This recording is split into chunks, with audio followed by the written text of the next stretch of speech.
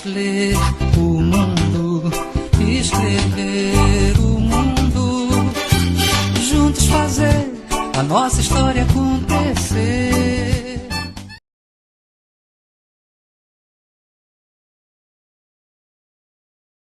Olá, boa tarde! Que prazer nós estamos mais uma vez numa plenária do Fórum Paulista de EJA, um coletivo que vem atuando no acompanhamento, na proposição de políticas públicas para a educação de jovens e adultos no estado de São Paulo. Esse coletivo não é só, nós fazemos parte do coletivo de fóruns de EJA do Brasil. E nessa tarde, a discussão promete bastante reflexão. Hoje, o nosso tema tem como destaque a chamada da denúncia à articulação da situação da EJA no início de 2021. E aí, você que está nesse São Paulo tão grande, como que está a educação de jovens e adultos? É sobre esse tema que a gente tem para dialogar as nossas convidadas para essa tarde. Nós estamos aqui hoje com 5 pessoas bastante ativas na educação de jovens e adultos. Nós temos a presença da professora Alessandra de Limeira, que estará conosco fazendo uma reflexão sobre os processos de articulação entre o UNCIM e as políticas de educação de jovens e adultos. Nós estamos também com a professora Luciana, é isso, né? De Rio Claro, que vai estar dialogando conosco, também numa reflexão colaborativa, a professora Alessandra, sobre o papel da UNCIM, né, enquanto agente de acompanhamento e controle de políticas públicas. Professora Maria Clara vem também nos chamar para a reflexão das políticas públicas de EJA no estado de São Paulo e no Brasil, trazendo para nós um panorama das condições da modalidade diante desse contexto tão desafiador. E nós temos a professora Meire trazendo em reflexão algumas denúncias, observando os contextos, elucidando para nós a situação da realidade da sala de aula da educação de jovens e adultos. E nós vamos já abrindo o diálogo com a professora Meire, que traz aqui para a gente. Meire é professora de uma rede pública, tem atuado bastante em ação com o movimento de alfabetização na cidade de São Paulo, é uma participante dos nossos fóruns de educação do estado de São Paulo, na educação de jovens e adultos. E a Meire traz aqui para a gente o início do nosso tema, a possibilidade de refletir sobre a realidade das políticas de EJA no estado de São Paulo, porque o Fórum de EJA do estado de São Paulo tem recebido muitas denúncias em relação à educação de jovens e adultos. E nessas denúncias, nós temos observado as preocupações, as ansiedades, e temos também anunciado proposições em relação a isso. E uma das formas de propositar anúncio é pensar a sistematização dessas denúncias para que nós possamos encaminhar ao Ministério Público e, assim, tomarmos alguma possibilidade de diálogo, de corresponsabilidade dos entes federativos, para que o direito à educação de jovens e adultos possa, de fato, ser efetivado. Vamos lá, Meire? Vamos começar? Vamos lá. Boa tarde a todos, todas e todes. É um prazer estar aqui com vocês. Hoje foi um dia particularmente difícil para fazer a transmissão, porque teve uma tempestade, acabou a força na minha casa e eu tive que sair correndo para procurar um outro lugar para transmitir, mas estamos aqui sobrevivendo. Na realidade, quem ia fazer essa fala seria a Iva Mendes, ela teve um problema particular, então eu vou tentar abordar as questões que a gente tinha pedido para que ela discutisse. Provavelmente não serei tão brilhante quanto ela seria, mas eu vou tentar fazer toda a abordagem da pauta que a gente pensa que nesse momento é importante de ser ressaltado aqui nesse nosso encontro. Então, com relação a todos os desafios que a EJA enfrenta nesse início de 2021, um ano muito difícil, um ano em que a pandemia continua e se agrava, e que a gente vê a obrigatoriedade, praticamente, da volta às aulas, né? Essa discussão acontecendo. Então, muitos são os desafios, tanto para a educação formal como não formal, né? A gente sabe que ficou evidenciado ao longo desse processo, quando a pandemia aconteceu em março, ficou evidente a fragilidade das políticas públicas voltadas para a EJA. Então, a gente sabe que muitas coisas aconteceram que tornaram a situação da EJA ainda mais vulnerável do que antes, né? A gente pode citar, por exemplo, o problema que ocorreu com o MOVA, que durante a pandemia teve sua verba cortada e, na realidade, só conseguiu, de fato, reaver a sua condição de política pública efetiva por conta de toda a luta que o movimento travou junto à prefeitura, junto ao poder público, e a gente sabe que, apesar de todas essas dificuldades, apesar de não estar recebendo, os educadores e educadoras do MOVA, ainda que fossem pessoas do grupo de risco, continuaram trabalhando, continuaram fazendo seus trabalhos no atendimento às pessoas das comunidades às quais eles atendem, por conta da importância que tinha, sobretudo no momento de pandemia, estar à disposição dessas pessoas, né? Então, são muitos os relatos de pessoas que continuaram trabalhando e fazendo alguns tipos de atendimentos que eram possíveis durante esse processo, ainda que fossem os educadores e educadoras do MOVA que estavam, inclusive, sem receber, né? Mas, pensando tanto na educação formal como não formal, o outro desafio que se apresenta também é a questão das matrículas, a questão da volta desses estudantes, desses educandos para a escola após o período de pandemia, né? Muitas pessoas se distanciaram das escolas e, nesse momento de retorno, que tanto pode ser, no caso presencial, ou pode ser de educação remota, a dificuldade está em, de fato, acessar novamente esses alunos. A gente sabe que o problema da internet não está resolvido, eles não têm acesso facilmente a aparelhos que deem a possibilidade deles terem uma atividade remota. Então, muitos deles continuam meio ilhados, e a gente precisa... O que as pessoas estão fazendo, o que as gestões estão fazendo é correr atrás, fazer contato, tentar trazer esses alunos e alunas de volta para manter o número de matrículas, trazer novos alunos, né?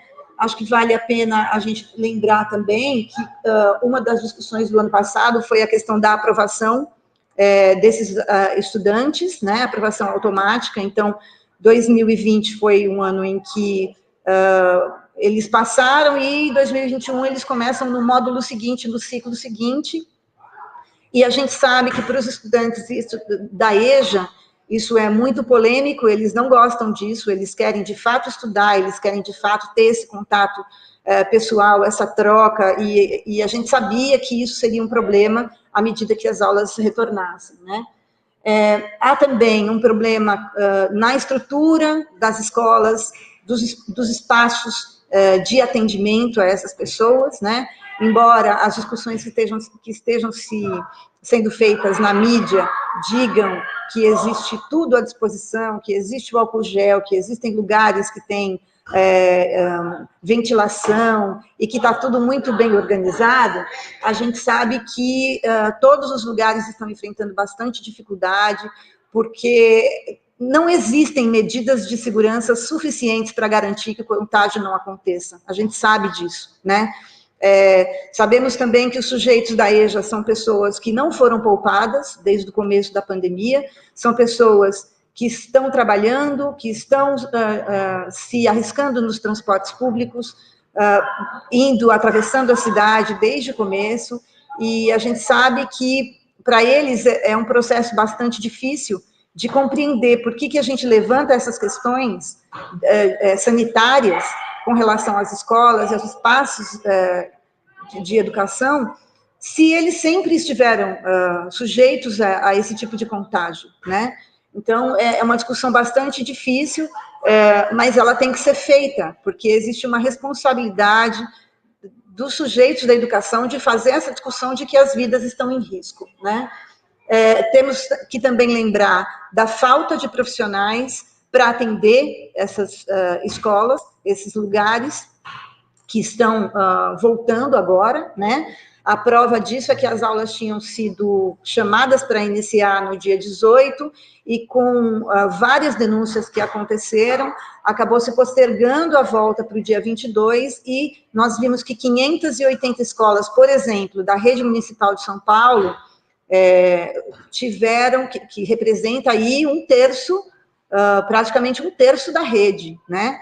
Essas escolas tiveram as suas aulas postergadas porque se identificou que havia apenas um funcionário das empresas terceirizadas da limpeza para cuidar da escola inteira. Então, teve mais esse acontecimento, né, falando especificamente da cidade de São Paulo, que também se soma a todos esses desafios que a pandemia traz para a educação de jovens e adultos, né? Além daqueles desafios que a gente acompanha desde sempre, que é saber que existe uma tendência contínua de falar de fechar salas, de diminuir o número de salas de EJA, em todos os lugares, em todas as escolas regulares, a gente verifica isso, a diminuição na quantidade de alunos atendidos, e a pandemia, nós imaginávamos mesmo isso, né, que a pandemia seria um pretexto para que esse fechamento de salas fosse mais incentivado e mais efetivo nessa volta. Então, esses são alguns dos desafios. Existem alguns locais que a gente sabe que não iniciaram as aulas, então ficou esse híbrido, que tem lugar que começou, tem lugar que não começou, e isso é muito complicado, porque a gente vai ter uma diferença de contagem de dias letivos, porque um dia letivo, uma escola que não começou ainda não tem os dias letivos contados, isso provavelmente geraria, então, substituições futuras, né, reposições, e a maior dificuldade nessa conjuntura toda é a gente pensar também nesses alunos que se conseguiu acesso, que a gente conseguiu trazer de volta para EJA, e os que a gente, porventura, conseguir contactar e ter esse contato constante durante o ano, é fazer com que eles continuem, né, garantir a permanência deles até o final do ano, para que a gente possa continuar essas discussões e garantir o direito à educação, que é um direito constitucional que a gente sabe muito bem que está em risco desde muito tempo e que foi muito comprometido durante a pandemia.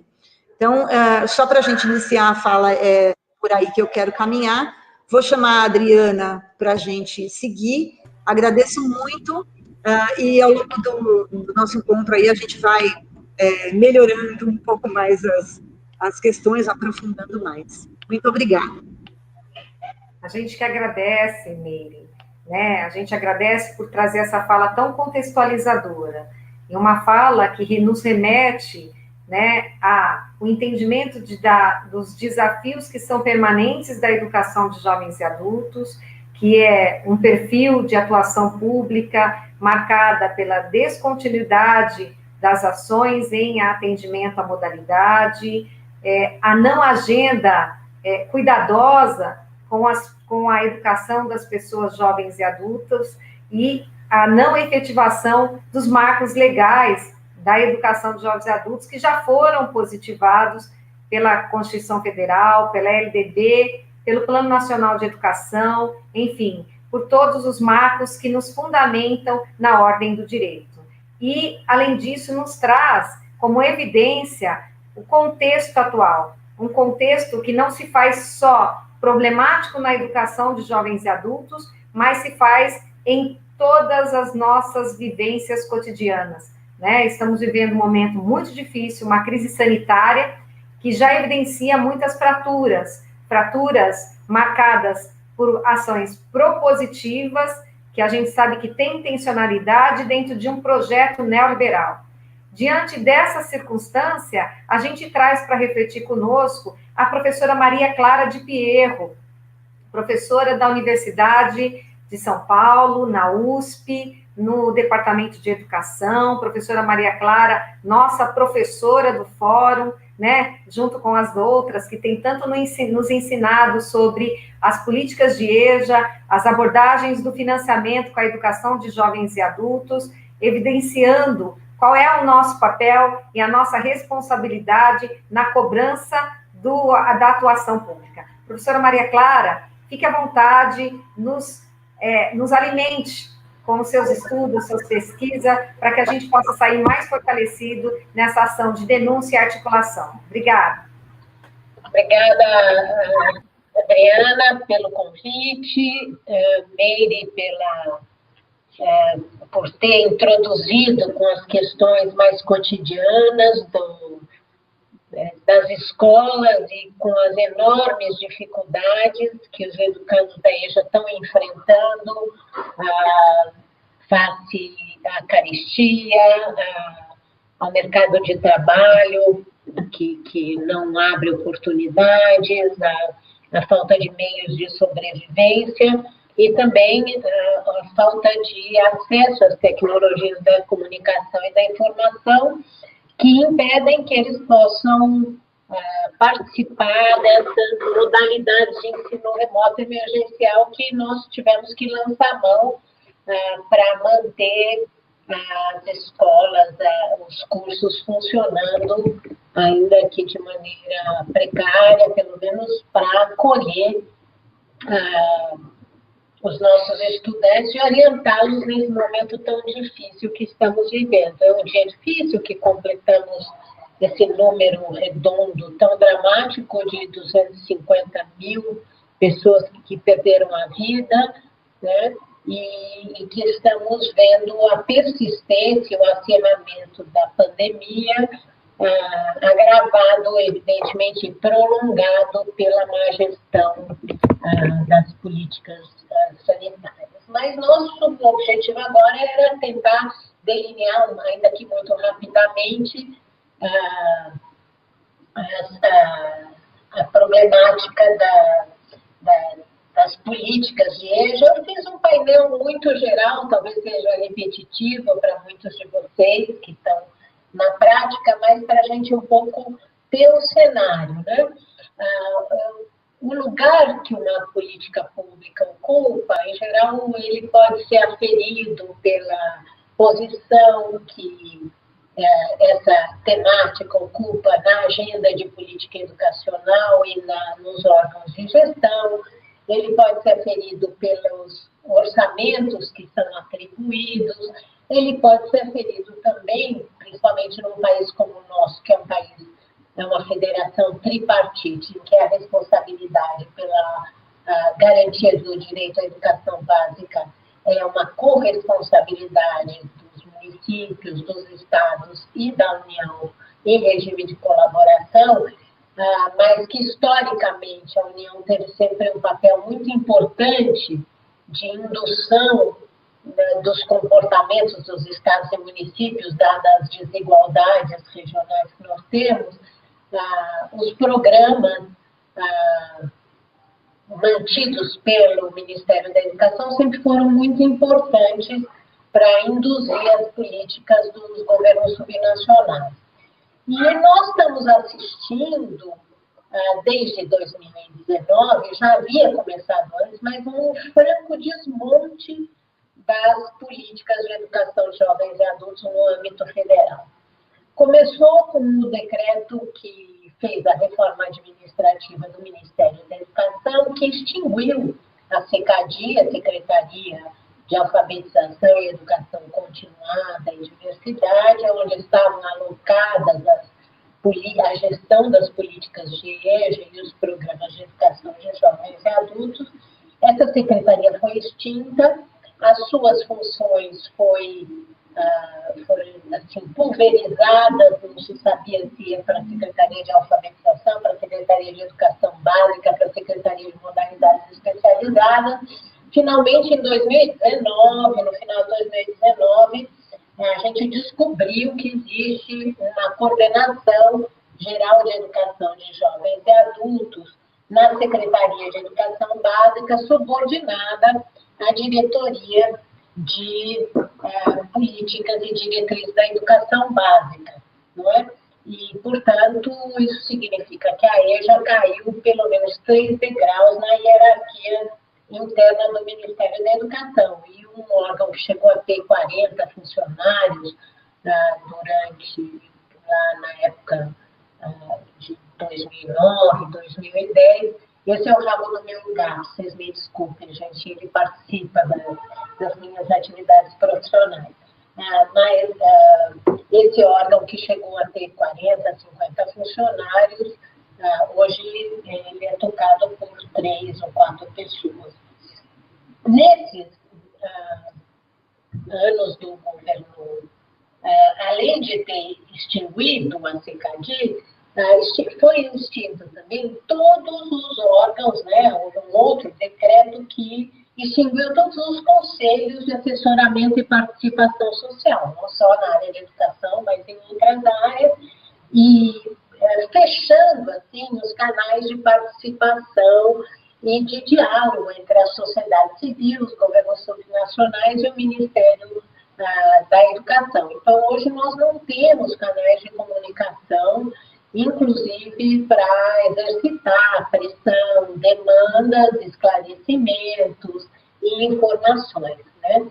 Falta transparência e falta gestão democrática, que é um dos princípios constitucionais da educação. Isso seria muito importante, que nós vamos conversar com a Alessandra e a Luciana sobre isso logo a seguir, né?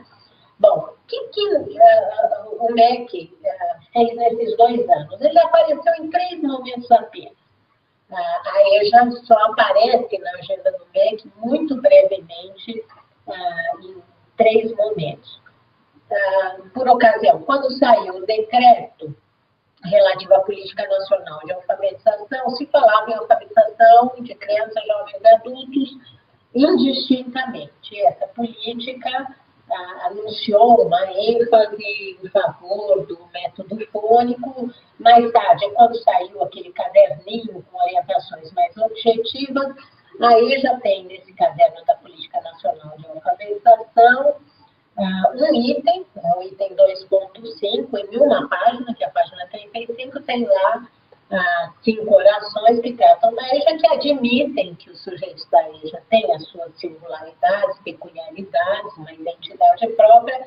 No entanto, encaminham a mesma orientação geral da política de alfabetização, induzindo a adoção do método fônico, que, segundo ele, seria o método fundamentado em evidências científicas, o que não é verdade. Eles usam, inclusive, apenas 2 autores para fundamentar isso, um autor norte-americano e um autor português, desprezando toda a larga produção de conhecimento e a história e a trajetória da alfabetização de crianças, jovens e adultos, né, que nós temos no nosso país, e que poderiam trazer evidências em favor de outros métodos ou outras abordagens pedagógicas da alfabetização. O segundo momento em que a EJA aparece foi quando o Fundo Nacional de Desenvolvimento da Educação lançou tardiamente um edital, porque já era para, no governo Temer, ter saído um edital para a renovação dos livros didáticos da EJA. No entanto, isso foi sendo postergado a ponto de que eles estavam apenas fazendo pequenas compras para repor os livros didáticos daquelas redes municipais e estaduais que houvessem aderido ao Programa Nacional do Livro Didático da EJA. Bom, em 2019, então, eles lançaram, o FNDE lançou uma minuta do que seria um edital para que as editoras propusessem livros para a educação de jovens e adultos. Essa minuta foi colocada em consulta pública, mas essa consulta pública foi suspensa porque o MEC e o FNDE argumentaram que haveria uma nova regulamentação da EJA em alinhamento com a BNCC, com a Base Nacional Curricular Comum, e que seria preciso aguardar isso, aguardar essa reorientação, uma resolução do Conselho Nacional de Educação sobre o assunto para lançar um novo edital do PNLD já. Então, estamos sem livros didáticos ou com livros didáticos bastante desatualizados e essa situação continua. De fato, essa COEJA, da Secretaria de Educação Básica, elaborou uma nota técnica e mandou ao Conselho Nacional de Educação, em dezembro de 2019, uma consulta ao Conselho, pedindo que o Conselho atualizasse o parecer, as resoluções que tratam da EJA, abordando a questão das idades mínimas, da carga horária, do currículo, em alinhamento à BNCC, pedindo que houvesse um alinhamento à Política Nacional de Alfabetização e também em relação a orientações em relação à educação à distância e um alinhamento com a nova política do ensino médio, né? Eu ainda estou analisando essa nota técnica, ela é cheia de problemas, tá certo? E essa nota técnica ensejou uma discussão no Conselho Nacional de Educação, que lançou, então, uma proposta, um parecer e uma proposta de resolução a esse respeito, né? Que aqui eu acho que não vai dar tempo da gente aprofundar, mas que se pronuncia sobre todas essas questões, não acolhe a proposta do MEC de mexer na idade mínima para EJA, até porque isso exigiria mexer na LDB, teria que ser uma iniciativa legislativa, mas reiterando esse alinhamento à Política Nacional de Alfabetização, a ênfase em fazer a EJA articulada em educação profissional, mas numa direção muito problemática, quase sempre de empobrecimento da EJA em termos de qualidade, numa linha muito mais de facilitação. Tem um aspecto positivo de propor flexibilizações, mas essas flexibilizações sempre no sentido de diminuir cargas horárias, aumentar a educação à distância. Eles inventam umas coisas assim estranhas, que é uma tal de EJA combinada, tenta regulamentar o que seja a educação ao longo da vida, o que é algo realmente uma pretensão um pouco descabida, e enfim.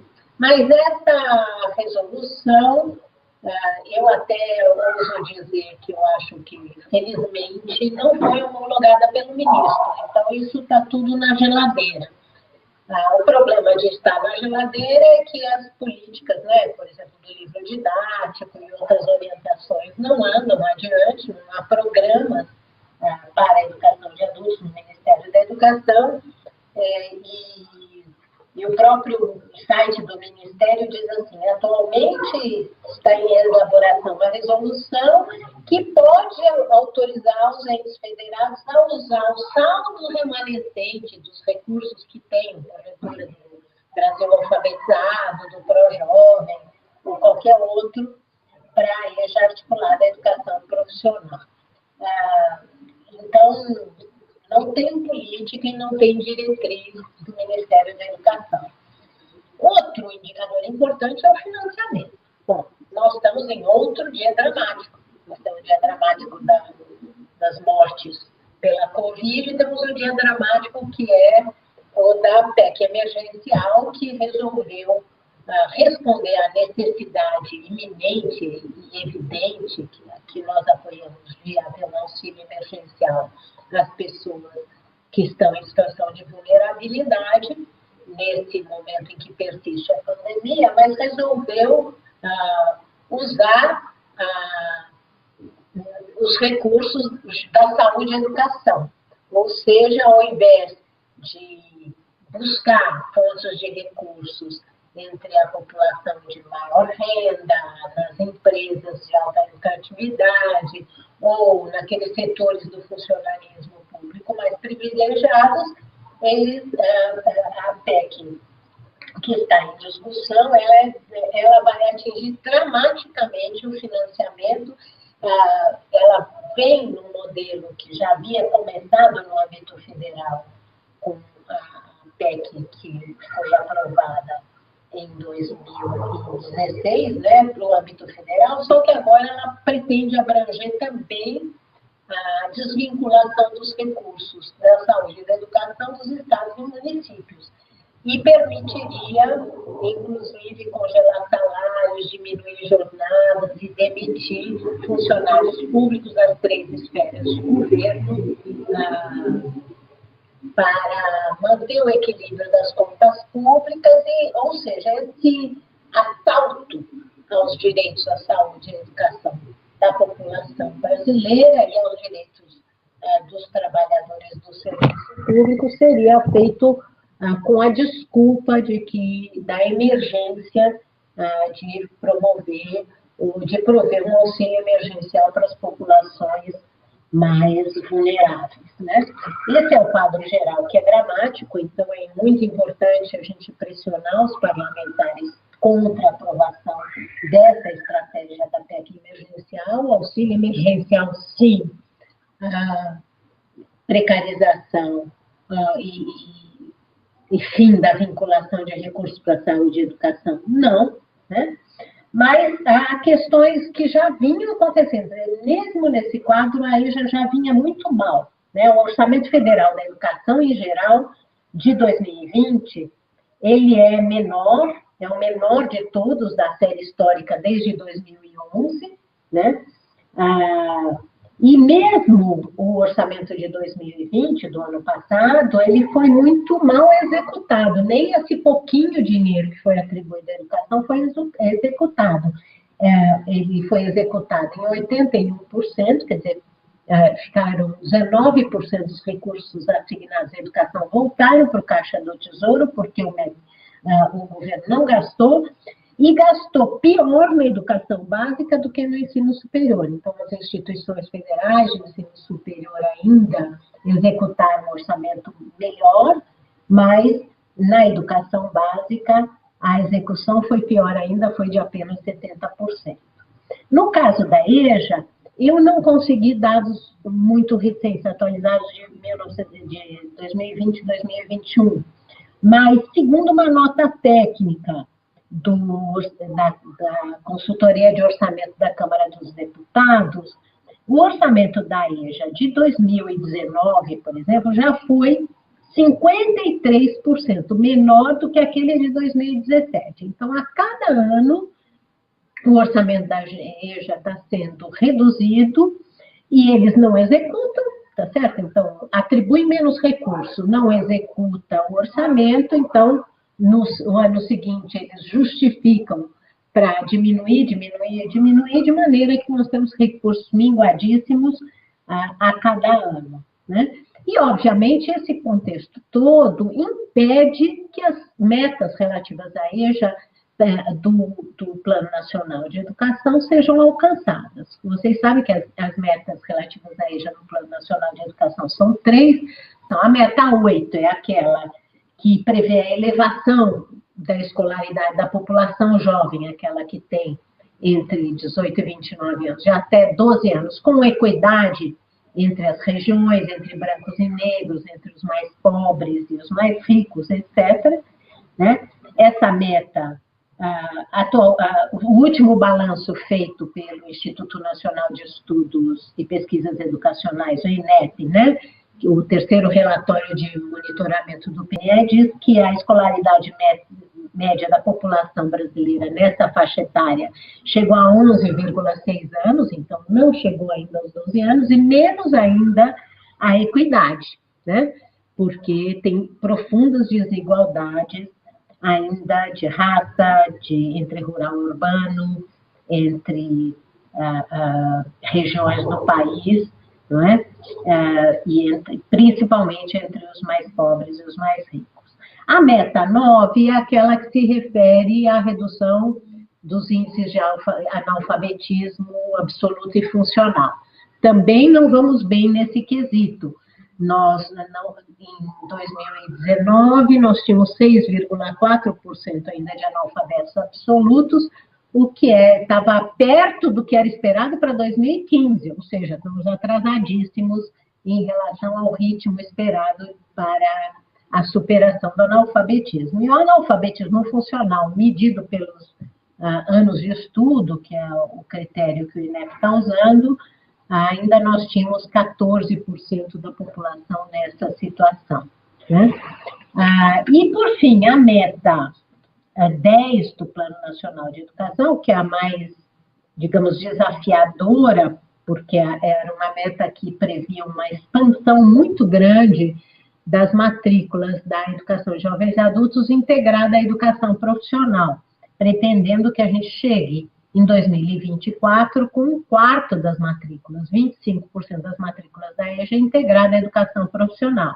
E vejam que o ponto da partida em 2014 eram 2% da matrícula integrada, então tinha que subir de 2% para 25%, o que suporia um enorme esforço e investimento para articular a EJA, a educação profissional, que todos sabem que educação profissional de qualidade e atrativa, ela requer investimentos, recursos humanos, laboratórios, estágios, uma série de coisas que não custa barato e que requer docentes capacitados e modelos muito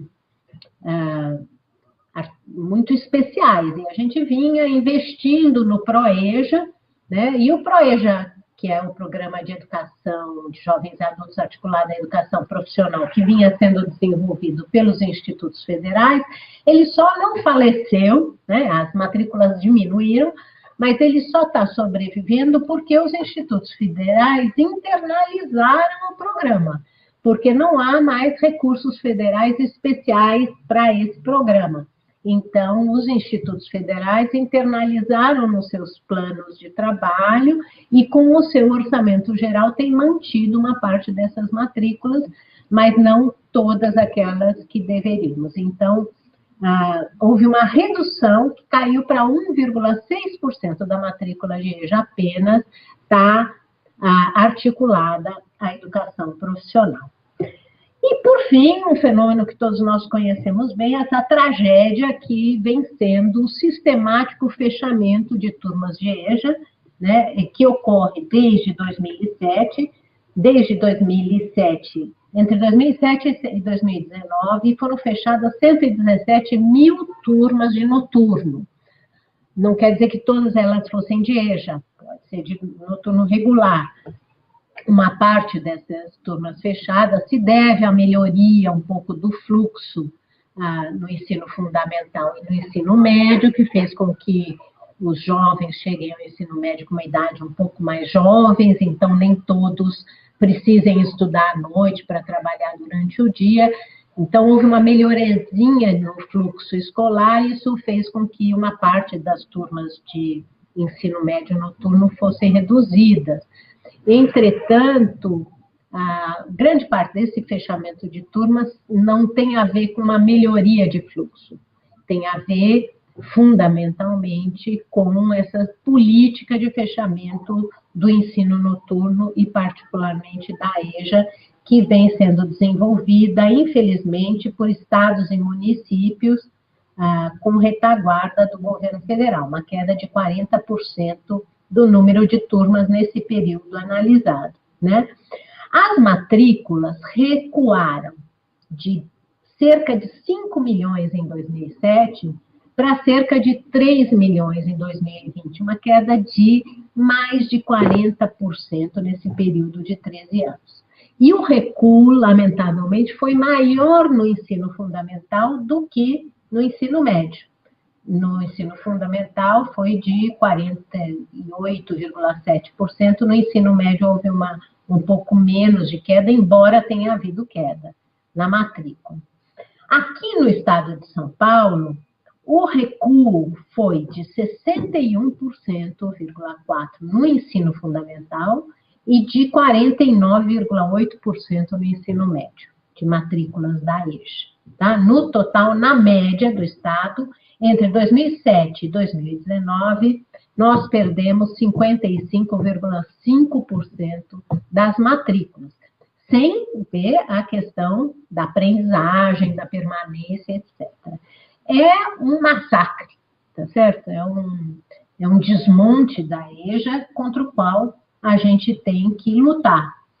Um estudo recente de duas jovens demógrafas que estudaram em Campinas, a Flávia Longo e esqueci o primeiro nome, a Vieira, acabou de ser publicado na revista brasileira de estudos de população, elas analisaram os dados das pesquisas nacionais de amostra dos domicílios da PNAD de 1995 e de 2015, e compararam, né, a demanda potencial por escolarização na faixa etária dos 15 aos 65 anos, porque elas estavam pensando esse recorte que eles chamam de população economicamente ativa. A gente sabe que, infelizmente, a população de mais de 65 anos também tem que trabalhar no Brasil, porque nem todas têm acesso a uma aposentadoria digna. Mas, de qualquer maneira, usando esses dados, elas avaliaram que, aqui no estado de São Paulo, a população que, em 2015, de 15 a 64 anos, que era de 31 milhões e 500 mil pessoas, não haviam completado a educação básica 30% delas, estimando uma demanda potencial por EJA da ordem de 9 milhões e 400 mil pessoas nesse grupo etário, sendo uma demanda de 1 milhão e 600 mil para o Fundamental 1, 4 milhões e 100 mil para o Fundamental 2 e 3 milhões e 600 mil para o ensino médio. O que quer dizer que essa oferta que nós tivemos em 2019 de EJA representa apenas uma cobertura de 3% da demanda potencial pelo ensino fundamental e 6% da demanda potencial pelo ensino médio. Então, a alegação que está fechando turma de EJA porque não tem demanda é porque o modelo, porque está tudo errado, né? Está errado o jeito de organizar a EJA, porque está errado que as pessoas tenham uma condição de vida que não lhes permite chegar sequer a conciliar trabalho, estudo e família, porque elas não têm acesso às tecnologias da comunicação e da informação para poder participar de programas com ensino remoto ou misto, etc. Né? Então, para terminar, eu acho que a gente está com os mesmos desafios de sempre, só que muito acirrados nesse momento. Né? Nós precisamos continuar cultivando a cultura do direito à educação ao longo da vida, né? Desfazendo esse preconceito que coloca a educação de jovens e adultos no último lugar da agenda das políticas educacionais e tentando construir na sociedade uma cultura do direito à educação em qualquer idade, né? Precisamos manter maior coerência entre o que está na lei, a Constituição, a LDB e o Plano Nacional de Educação e o que está nas políticas, tá certo? Em termos de financiamento, programas, status da modalidade, né? A gente esperava poder disputar na regulamentação do novo Fundeb um fator de ponderação mais justo para a EJA, mas pelo jeito, tem que viabilizar primeiro o financiamento mais geral, não permitindo a aprovação dessa PEC emergencial. E precisamos ampliar a cobertura, cessando esse processo de fechamento de turmas, organizando modelos de oferta muito mais atraentes e relevantes, que não seja pelo empobrecimento, como propõe, eu acho, aquela resolução do Conselho Nacional de Educação, mas com maior flexibilidade, sem dúvida, que é necessário, e formando educadores para atuar nesses contextos desafiadores, sendo capazes, né, exatamente de contextualizar currículos e metodologias e inovar nas formas de oferta da EJA.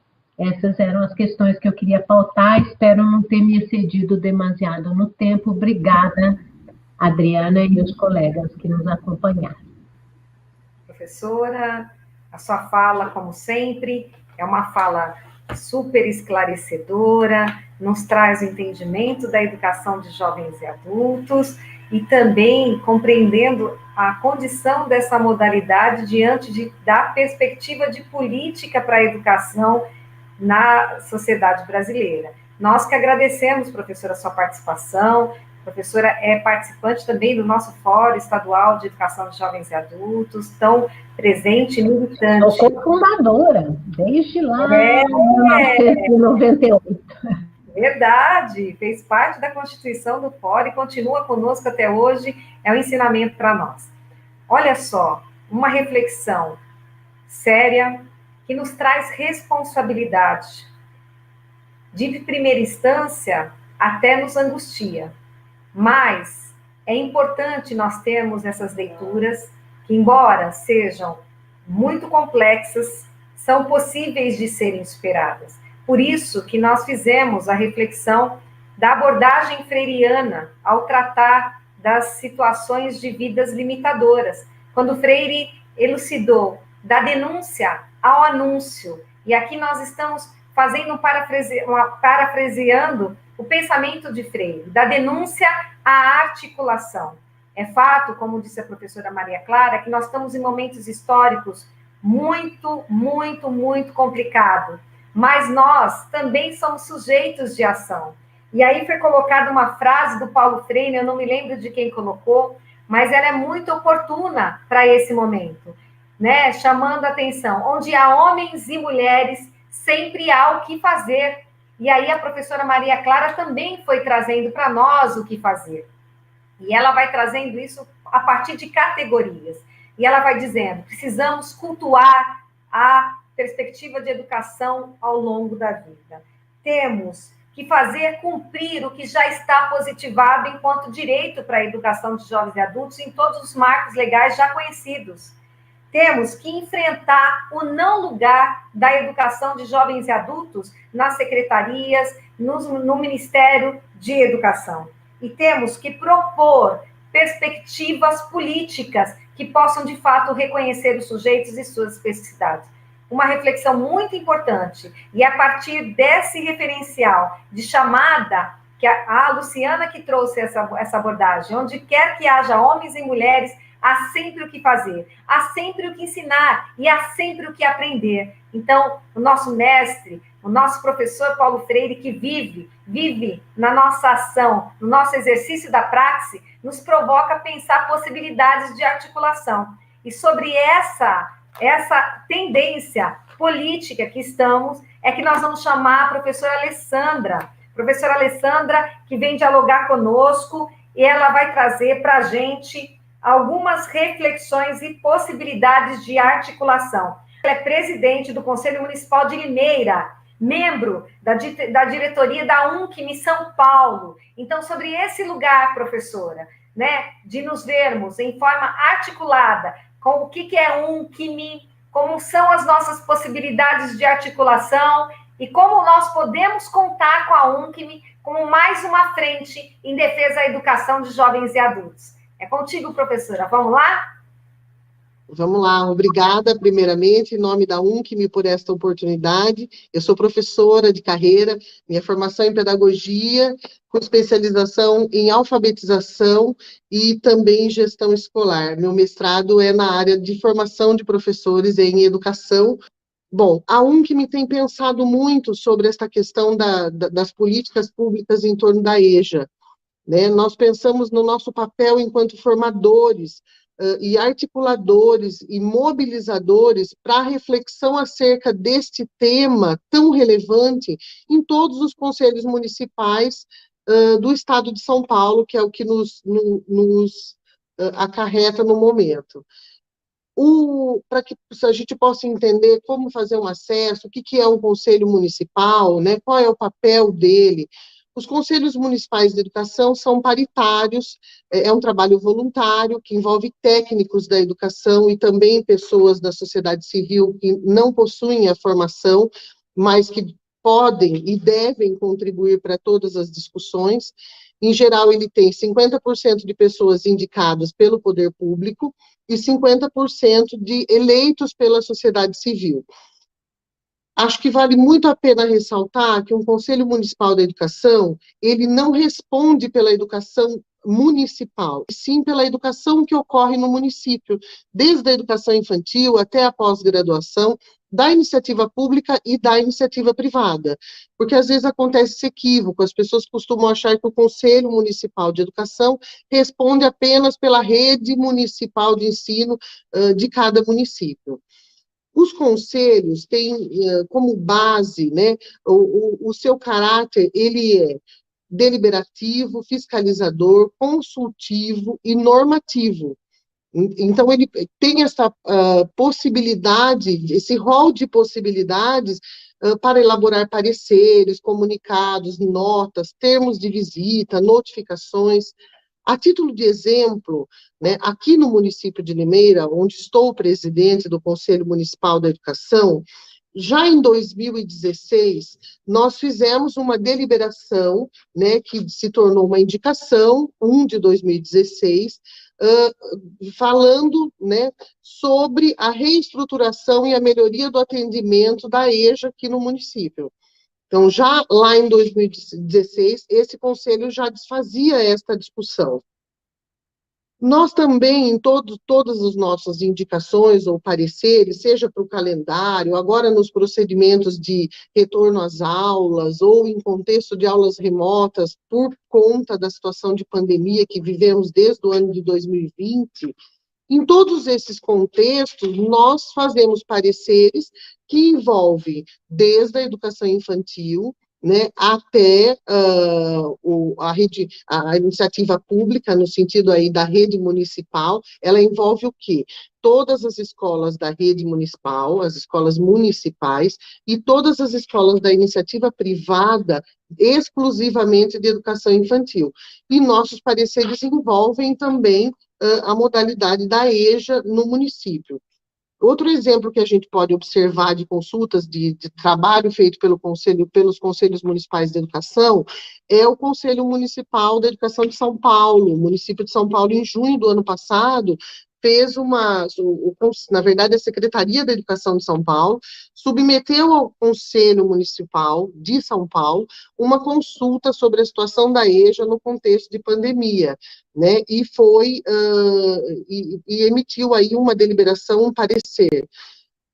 Para acessar o conselho, qualquer pessoa da sociedade civil organizada pode fazer esse acesso, pedindo uma consulta, né, um questionamento, fazendo apontando uma denúncia, se for o caso, né. Geralmente todos os conselhos recebem essas indicações por e-mail, por ofício, né, ou pessoalmente, direto nas cidades em que tem sede desses conselhos, né, e também é publicado nos diários oficiais dos municípios as agendas, as pautas de reuniões, né, elas são publicadas e as pessoas podem participar presencialmente das reuniões, né. Então, é muito fácil esse acesso para qualquer cidadão que possa comparecer no conselho, ou fazer um recurso de chegar até esse conselho. Então, esse acesso ao Conselho Municipal de Educação,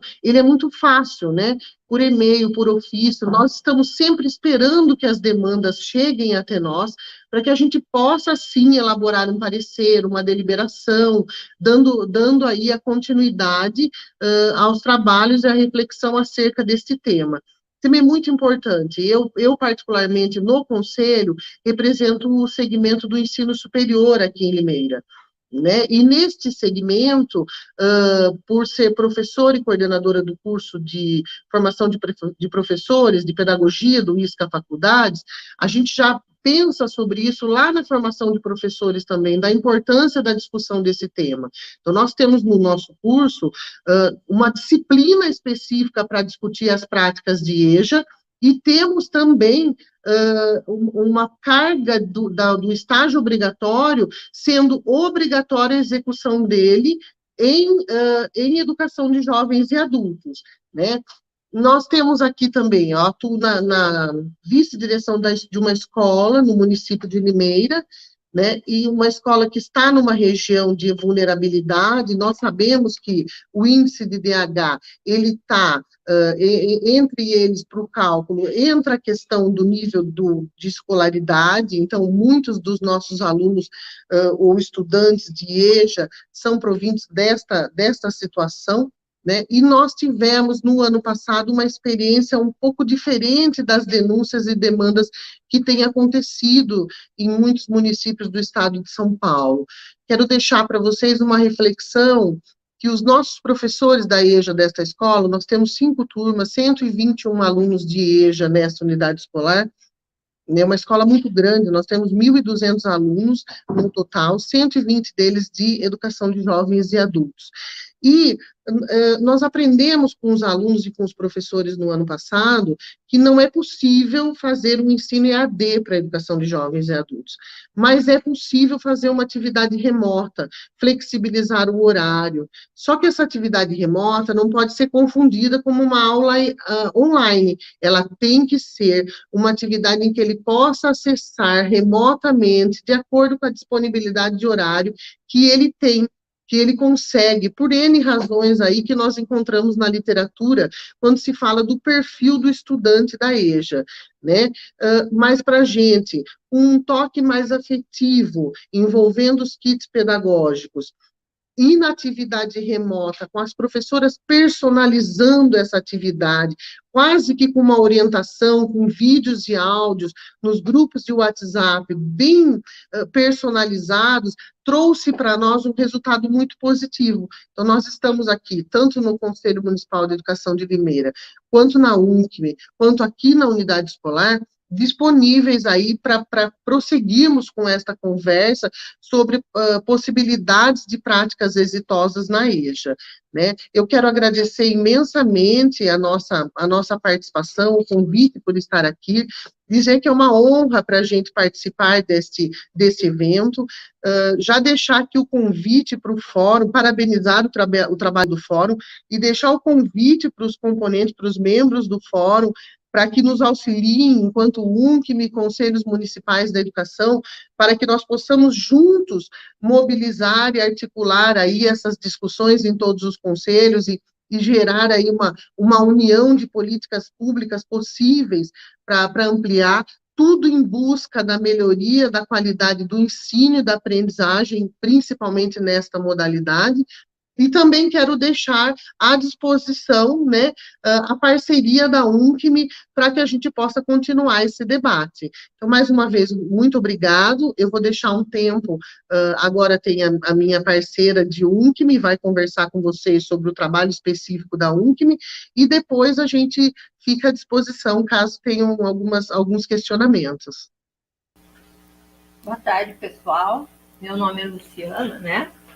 Faço parte da diretoria da UNCME em São Paulo e tenho uma história muito interessante ligada com a educação de jovens e adultos. Eu comecei no século passado lecionando na educação de jovens e adultos aqui da cidade de Rio Claro, e no momento, logo que ele foi implantado.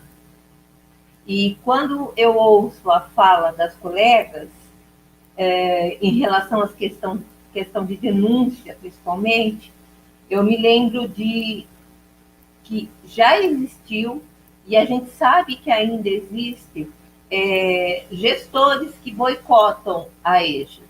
Nós tivemos um tempo aqui, muitas escolas com EJA, e eis que, de repente, começaram a dizer que não tinham demandas. E aí foi se percebendo que, na verdade, eles não queriam um terceiro turno na escola. Isso é um absurdo, principalmente considerando os bairros mais periféricos, né? Então, nessa questão de denúncia, eu espero, né, que esse problema já tenha sido superado em muitas cidades, né? Aqui em Rio Claro, nós temos a EJA desde 1996, eu comecei com ela aqui, quando ela estendeu para o ensino fundamental, que no caso eu sou Fundamental 2 História, né? E nós tínhamos um público bem seleto em relação a quem de fato estava buscando conhecimento. Mas, a partir de 2005, 2006, nós começamos a receber muitos LAs, Liberdade Assistida.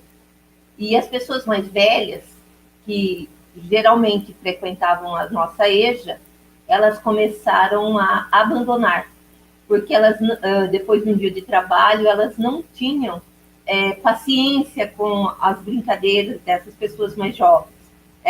Não que o LA não tenha esse compromisso, mas ficou parecendo, né, que o EJA era uma saída para os adolescentes que apresentavam problemas no decorrer do dia, né, no ensino regular, e foram muitos para o período da noite, porque, infelizmente, por enquanto, a gente só tem a EJA aqui no período da noite, de responsabilidade da prefeitura, até o Fundamental 2, e o Estado assume o ensino médio. E a gente continua vendo nessa trajetória o quanto cai do ingresso do EJA 1 para o EJA 2 para o ensino médio. E isso não pode ocorrer, porque nós sabemos que na cidade, e eu acredito que isso não é só em Rio Claro, tem essa demanda ativa, sim, que necessita.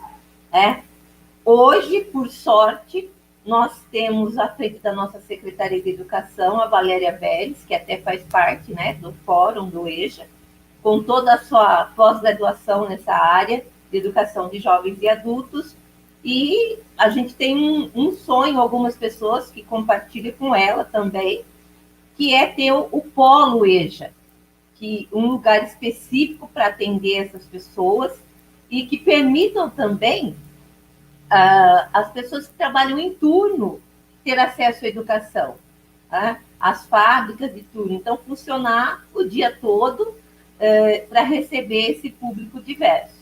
E a gente está agora forte nesse sonho de implantação para ver até se a gente consegue melhorar o atendimento e trazer de volta essa demanda que de fato necessita.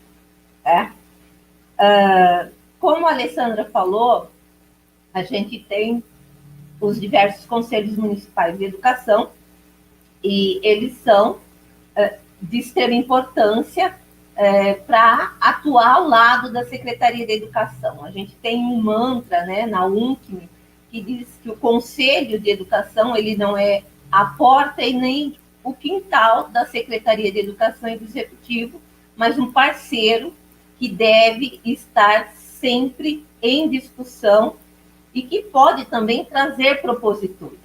Além da população como geral, pode levar proposituras, os professores, os profissionais da educação, os pais, a sociedade como um todo, nós também pensamos em proposituras dentro dos conselhos. Mas nós ainda temos muito poucos conselhos no estado de São Paulo. A quantidade de cidade que nós temos, que ultrapassa, né, 600, 700 por aí, a gente tem um número muito pequeno de conselhos, 300 e poucos. Por quê? Porque para ter um conselho de educação, você precisa ter a lei de sistema, instituí-lo com todas as outras legislações, com o seu regimento, com a lei, né, criando também, depois do sistema, criando o Conselho Municipal, e esse Conselho Municipal passar a agir dentro da cidade, em toda a esfera da educação, né? Principalmente para essa demanda ligada ao município.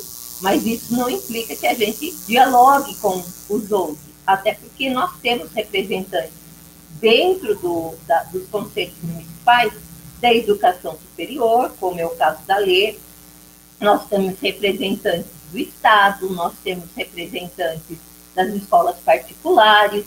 Então, a discussão ela é realmente rica. e o que nós é muito difícil levar para dentro do conselho os pais. E a gente está passando aqui por uma experiência muito exitosa, porque por muito tempo as mães e os pais que participavam do conselho eram também professores. E hoje nós temos 2 mães super participativas, né, que não são da área da educação, embora conheçam um pouco. E realmente trazem colaborações expressivas com essa visão do pai. E nos dá aí um choque de realidade, uma visão diferenciada. E como é que a UNCM entra em tudo isso, né?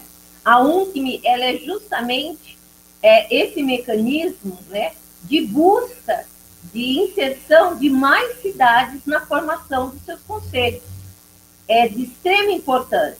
Quando não se tem um conselho municipal, você precisa seguir o conselho estadual. E a nossa preocupação dentro da UNCM é a realidade local.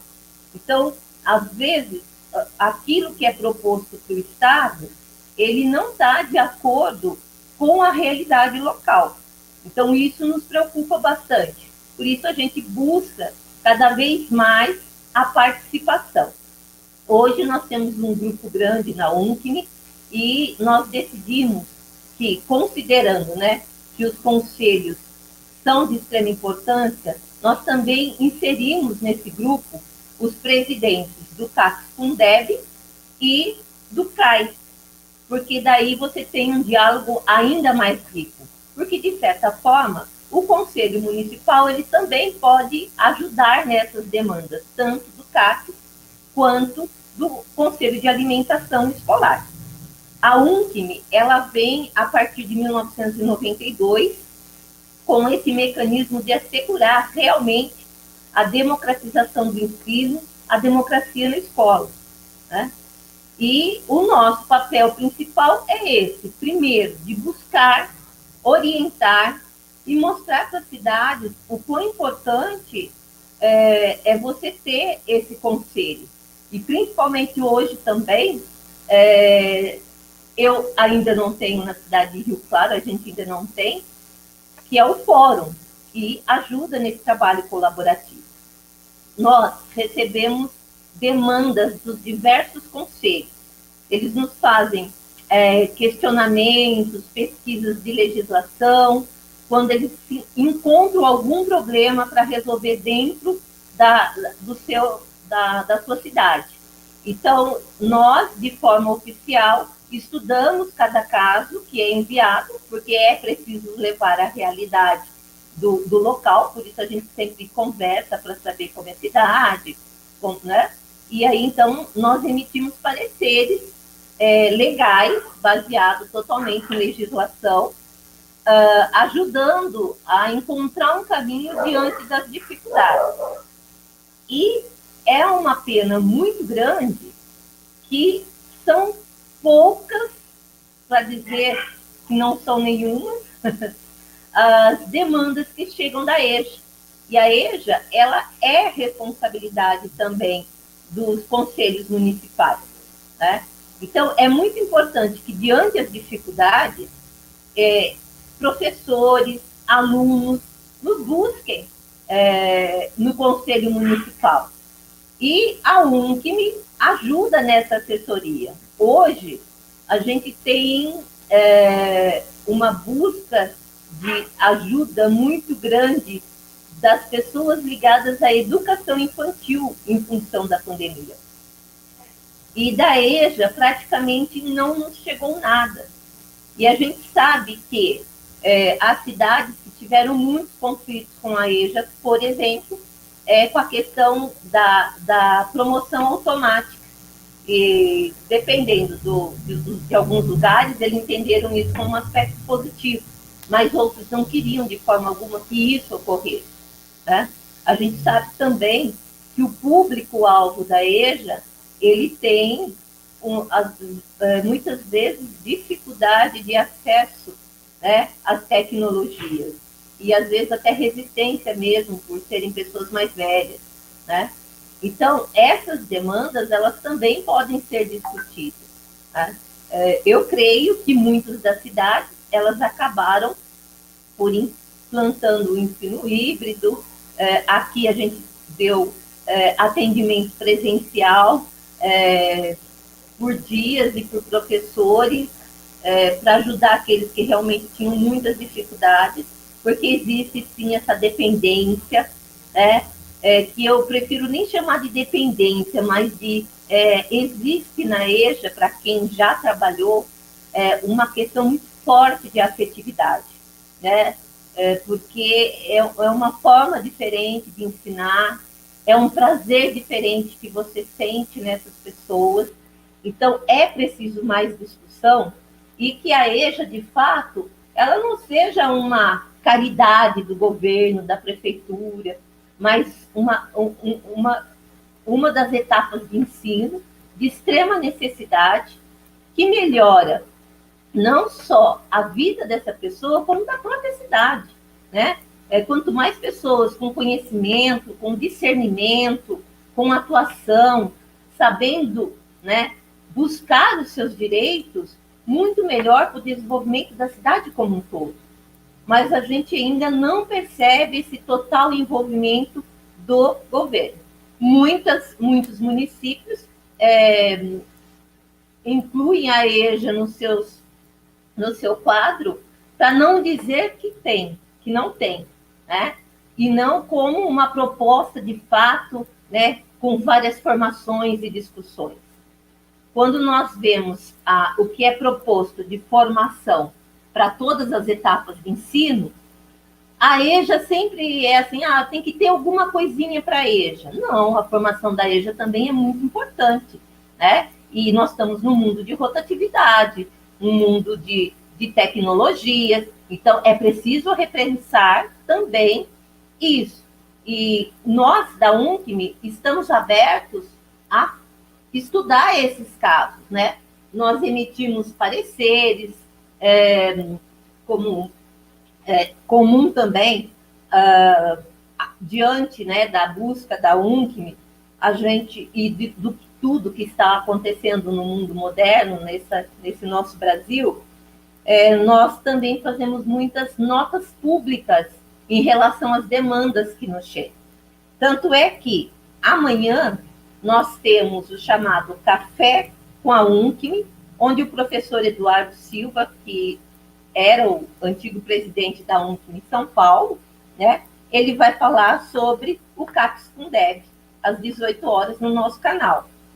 E no sábado, às 15 horas, né, nós temos também a nossa roda de conversa, né, que alguns momentos de formação que nós estamos instituindo na UNCM Seccional São Paulo.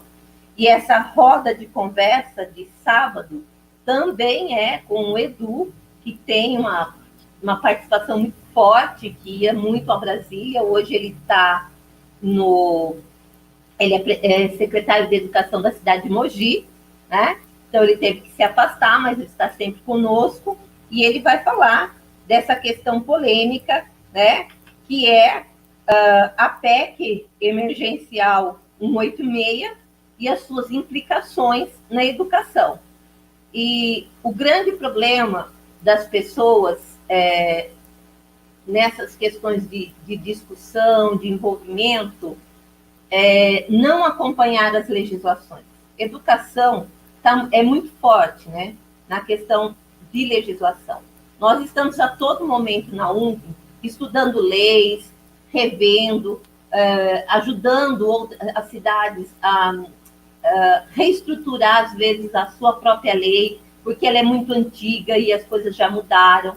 Então, nós damos todos esses suportes para as pessoas que nos procuram.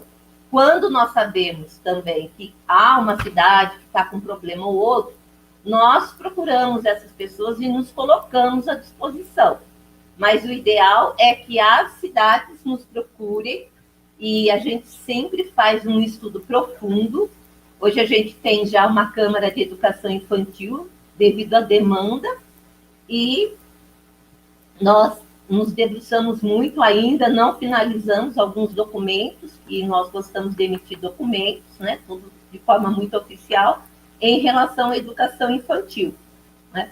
Então, é esse o nosso trabalho, ir a fazer com que mais cidades tenham seus conselhos e discutam a sua realidade. E não fique só na dependência, embora, né, nós também participamos e acompanhamos tanto o Conselho Estadual quanto o Conselho Nacional, né?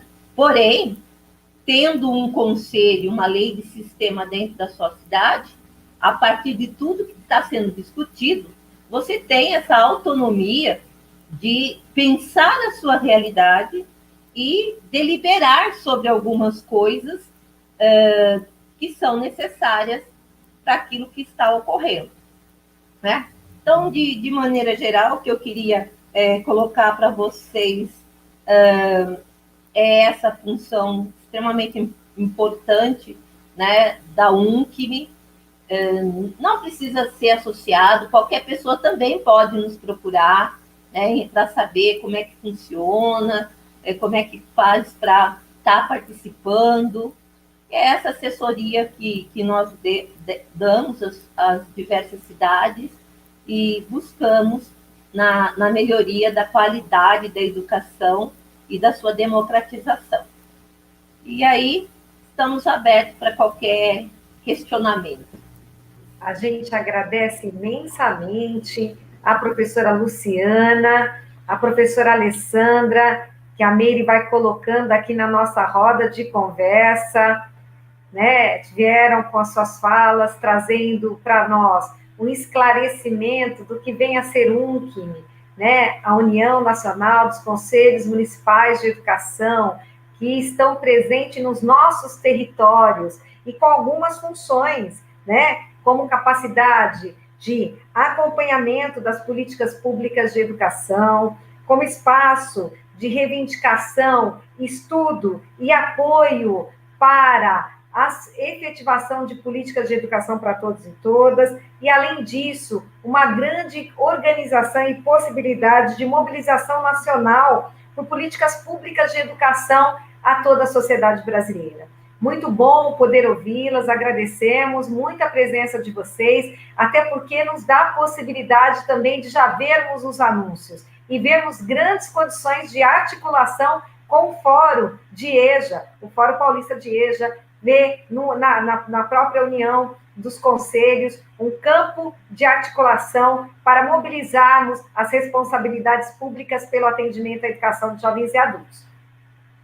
Olha só, os diálogos aqui foram bem significativos, tivemos bastante participações, agradecemos a presença de quem esteve conosco, que são os atuantes efetivos da educação de jovens e adultos, professores, professoras, educadoras do movimento social, o MOVA, aqui presente com a gente, temos até educandos, educandas, evidenciando o nosso lugar, o lugar de direito e lugar de conhecimento na educação de jovens e adultos. Somos gratas a essa presença.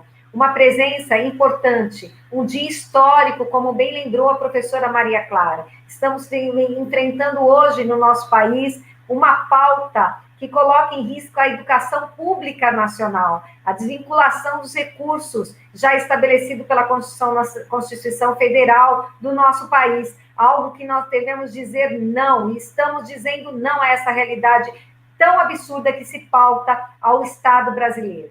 Bom, diante disso, tivemos muitos elogios das falas de vocês, o público gostou muito, porque o público é participante, porque é o público que está na resistência para a efetivação das políticas públicas de educação de jovens e adultos.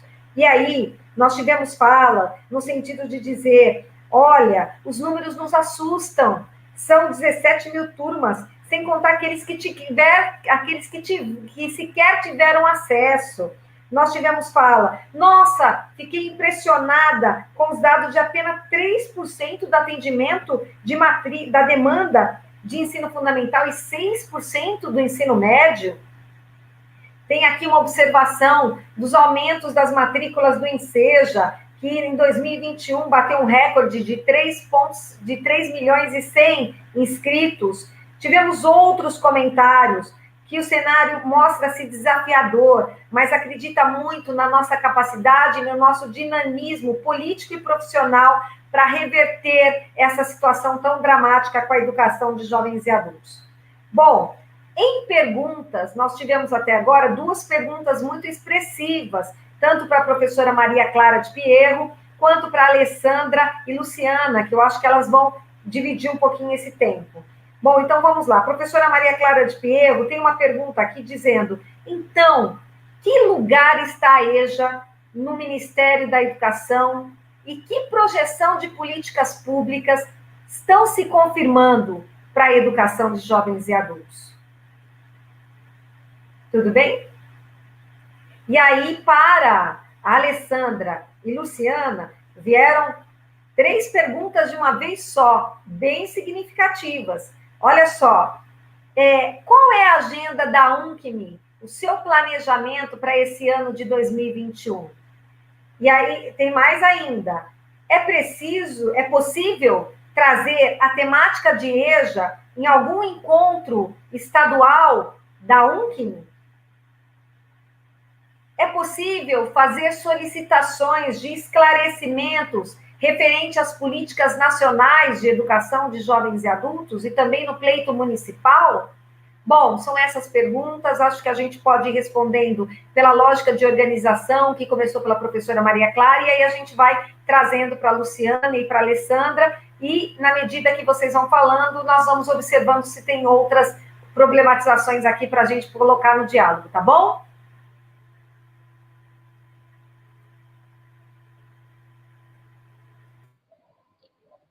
Pode começar, professora Maria Clara.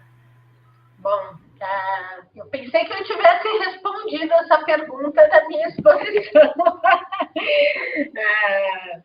Não, o balanço que eu faço é esse, de que a educação de jovens e adultos, que nunca esteve numa posição, digamos, de prioridade na agenda de políticas educacionais, desde a década de 40, do final da década de 1940, quando a gente começou a ter uma política nacional de educação de jovens e adultos, nós não temos, a EJA nunca teve uma posição de destaque na agenda, né? Sempre a educação das crianças e adolescentes, na idade obrigatória, etc., ocupou a prioridade. Entretanto, nós tivemos uma certa reversão dessa situação, quer dizer, num período que foi de 2003 a 2014, aproximadamente, né? Nós tivemos uma década em que a EJA foi reposicionada na agenda de política educacional, especialmente com a sua inclusão no Fundeb, a partir de 2007, né? Porque até no Fundeb a EJA, você podia usar recursos do Fundeb para a educação de jovens e adultos, mas as matrículas de EJA não eram contabilizadas para os cálculos do fundo. Então, digamos, o secretário de Educação, o prefeito, que fizesse uma aposta na educação de jovens e adultos, ele ia ter despesa, mas não ia ter receita, né? Ele só passa a ter receita a partir do momento em que a EJA passa a ser contabilizada no Fundeb, né? Então, quando a EJA passa a ser contabilizada no Fundeb, apesar de com um fator de ponderação muito baixo, né? Quando ele passa a ser incluído na Política Nacional de Alimentação Escolar, até 2007 não havia, tá certo? Até então não havia garantia de recursos para oferecer merenda para os jovens e adultos, na política de transporte escolar, e na política de livro didático, né, que foi a última que se desenvolveu. Então, você tem algumas políticas estruturantes da educação básica, por exemplo, o programa Dinheiro Direto na Escola.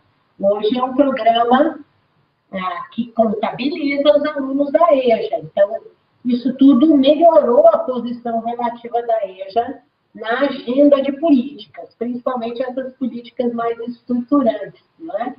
Agora, e também no momento em que se criou a CECADI e que você passou a ter uma posição maior autonomia. O que significa você ter um nível mais alto na hierarquia do Ministério? Significa mais equipe, mais autonomia, mais recursos e mais poder de decisão, né? Então, o que eu disse e tentei expor foi mostrar que, a partir de 2016, nós tivemos uma depreciação da posição da EJA na agenda de política nacional, né?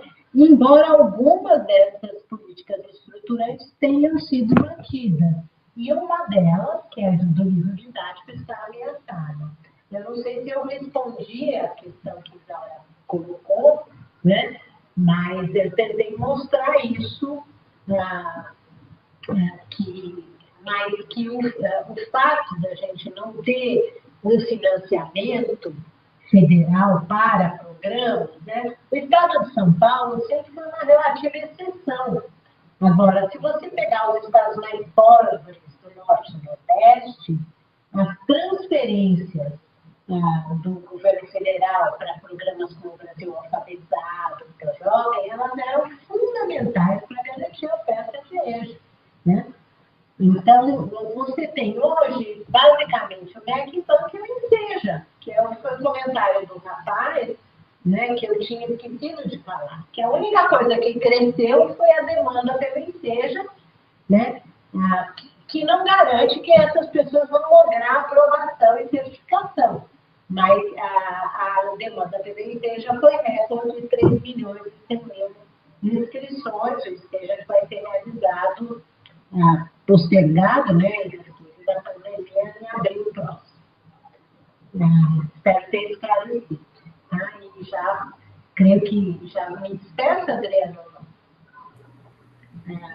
Eu acho que a gente volta depois com as palavras finais, professora, aí faz ok. Mas então, aproveitar que eu estou com a palavra e que a Luciana e a Alessandra vão falar, se os conselhos em que vocês participam estão acompanhando esse debate no Conselho Nacional de Educação, com essa proposta de parecer de resolução, porque eu achei a proposta muito problemática em alguns aspectos, e eu queria saber em que medida a UNCM está acompanhando isso aí também.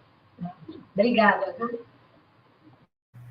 Nós que agradecemos mais uma vez, professora, e essa abordagem contextualizadora, histórica, nos coloca em evidência o desafio que nós temos, né? Mas a frase inicial, ela é retomada, onde há homens e mulheres, há sempre o que fazer. E é isso que nós estamos fazendo. Você que está aí participando, está trazendo para nós as contribuições, o pensamento, está numa festividade de entender que esse momento é nosso, que você não está sozinho, não está sozinha, e que a luta é forte. Nós temos os fóruns, a possibilidade de se articular com outras instâncias que também atuam em defesa da educação pública.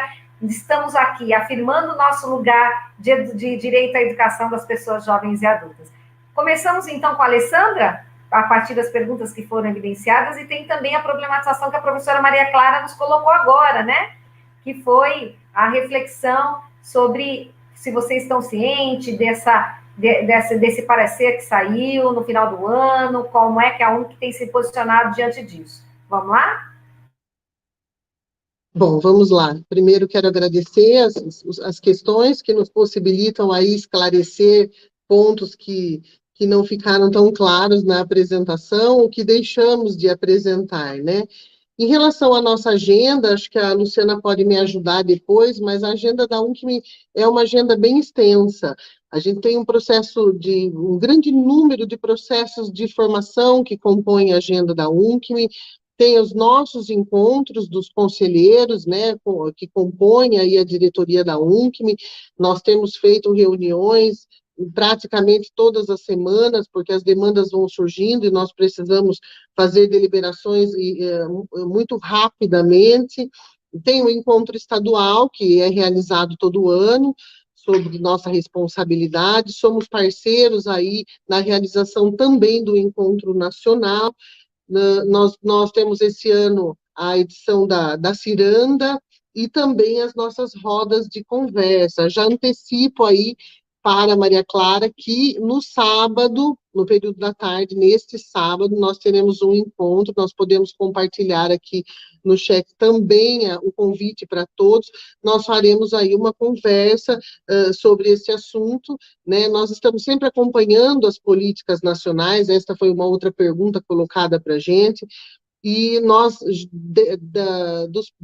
das políticas públicas nacionais, nós já emitimos pareceres, notas técnicas, notas de repúdio, moção de aplausos, então a gente vai sempre acompanhando o que está sendo publicado. Recentemente, no ano passado, nós tivemos a polêmica da nova legislação em relação à educação especial, aos processos de inclusão, então a UNCME publicou um parecer, uma nota.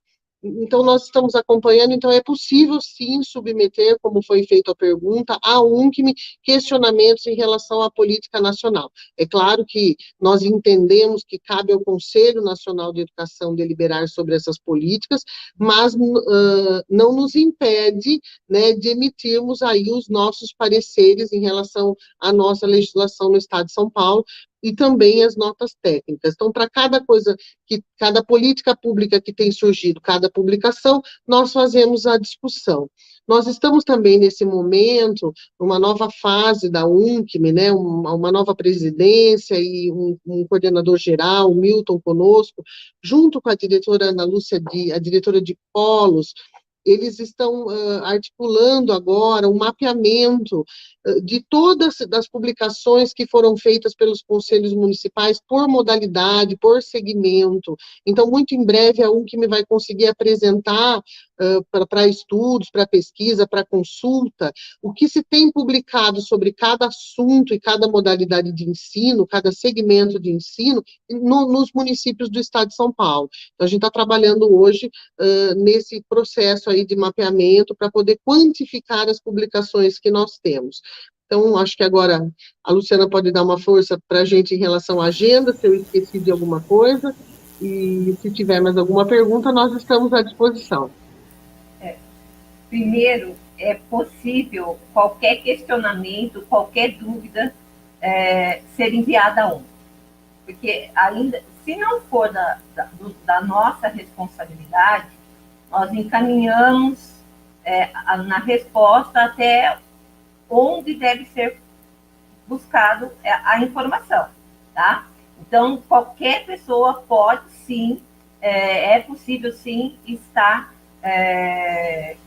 questionando, pedindo pareceres, tirando suas dúvidas, e é um prazer muito grande para a gente estar atendendo, né? Da agenda, como a Lê disse, a gente tem os nossos cafés, que vem ocorrendo já desde o ano passado, que são muito bacanas. Amanhã mesmo a gente tem um café com o Edu para falar do CACS com Deb, tá? As rodas de conversas, que é da Lei 186, né, no sábado, e uma coisa bem bacana são as cirandas. As cirandas, nós damos uma assessoria na formação como parceiros de muitos municípios, como nós fizemos em Rio Pardo, aí nas últimas semanas, e a gente tem uns parceiros bacanas. Nessa última ciranda, nós tivemos o professor Romualdo Dias e a Mantoan falando, e foi, assim, muito bom. Então, a cidade que quer desenvolver uma ciranda, ela pode entrar em contato conosco, trazer a temática, que pode ser da EJA também, eu não sei se vocês conhecem, mas o professor Romualdo também entende um pouquinho de EJA, né? E nós temos outros parceiros, e a gente busca pessoas com amplo conhecimento para colaborar nas discussões, tá?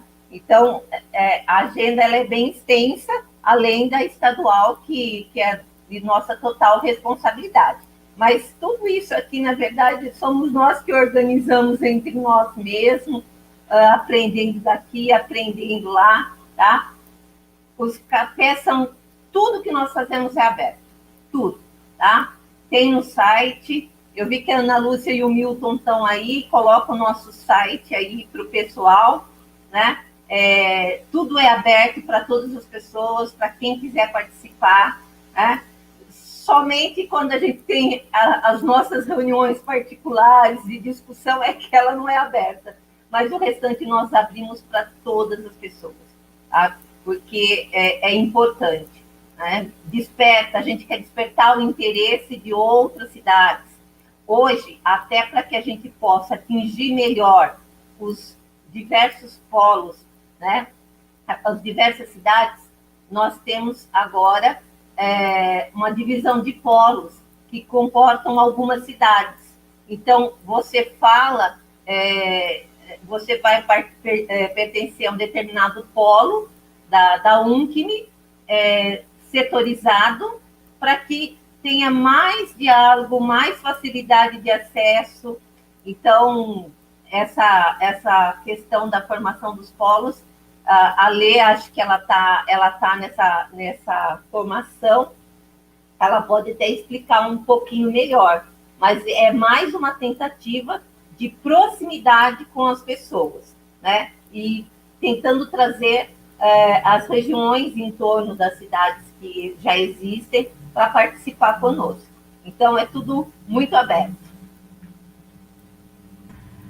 Muito bacana, bastante esclarecedora. Então, eu estou já trazendo aqui uma leitura de que é possível a gente fazer uma grande articulação, levarmos para as rodas de ciranda, para os cafés, aos debates da educação de jovens e adultos, e também podemos dialogar sobre esse parecer que veio para consulta pública ao final do ano de 2020, num passe de mágica do Conselho Nacional de Educação para a Educação de Jovens e Adultos. Muito bacana.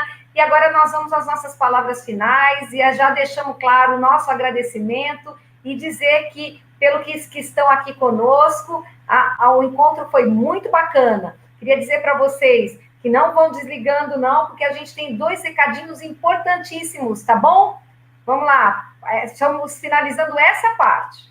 Eu só queria agradecer a oportunidade de participação, acho que, de fato, abriu uma perspectiva de interlocução muito fecunda com a UNCM, né, e de colaboração, e acho que a gente tem que prosseguir nessa troca, né, de experiências, cada um no seu âmbito de atuação, mas de poder aprender com o trabalho de articulação que vocês estão fazendo com os conselhos, né, e colocar a EJA nessa agenda tão desafiadora como o tema da educação especial que vocês mencionaram, que também é outro calo no nosso sapato das políticas e dos segmentos que são postergados nas políticas educacionais, né?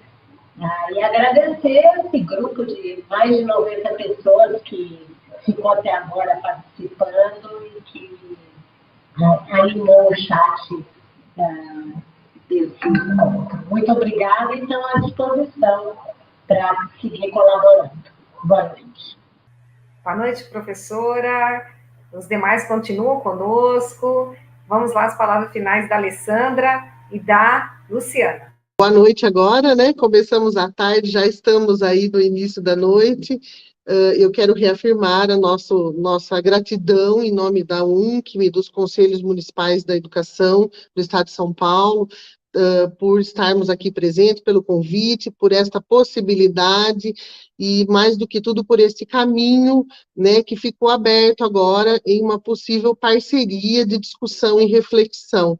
Lembrando a todos que qualquer dúvida, né, questionamento ou propositura pode ser submetido ao Conselho Municipal de cada cidade e também a nós aqui na UNCM, para que possamos estudar juntos. Né, quero agradecer aí a parceria da Luciana nesse momento, dividindo com a gente esse encontro, e da professora Maria Clara, né, pelos ensinamentos que nos trouxe nesta noite, e a toda a diretoria da UNCM, que somos uma equipe aí muito próxima, muito parceira. A gente não consegue fazer um trabalho sozinho, é sempre uma parceria. Nossos agradecimentos. Obrigada ao Fórum, parabéns pela realização do evento, Parabéns pelos trabalhos do fórum e que possamos aí caminhar e desenvolver alguns trabalhos em conjunto. Muito obrigada a todos que estão aqui conosco assistindo, pelas perguntas, pela disponibilidade das aprendizagens em relação ao tema, e uma boa noite.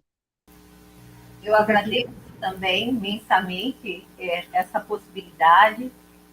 Nós somos uma turma bem unida, dividimos os nossos trabalhos conforme as nossas experiências, né?